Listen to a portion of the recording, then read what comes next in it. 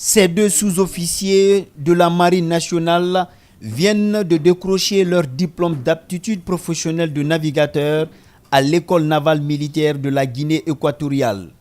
Ils rentrent au pays dans l'espoir de mieux servir la nation. J'ai suivi une formation de qualité par rapport aux équipements, aux cours que j'ai suivis et vraiment je me suis donné à fond.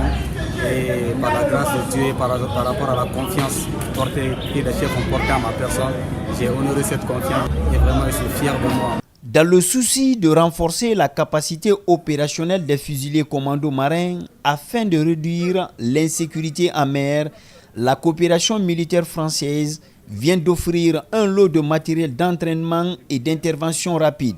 Un geste qui redynamise les liens d'amitié et de fraternité entre les deux pays. Quand on monte à bord d'un bateau, on ne sait jamais quel est l'ennemi qui est en face.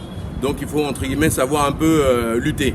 Lutter, c'est pas simplement donner des coups de poing, c'est de pouvoir aussi progresser et reprendre le bateau s'il est dans le cadre de l'insécurité. L'objectif, c'est de pouvoir avancer et de faire évoluer justement la formation des fusiliers marins pour la protection des intérêts guinéens et surtout dans le cadre de l'intervention en mer. Ce don permettra aux fusiliers marins d'avoir un entraînement et une opérationnalité sur le terrain, c'est-à-dire sur la côte.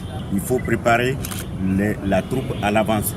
Donc nos remerciements vont à l'égard des coopérants français.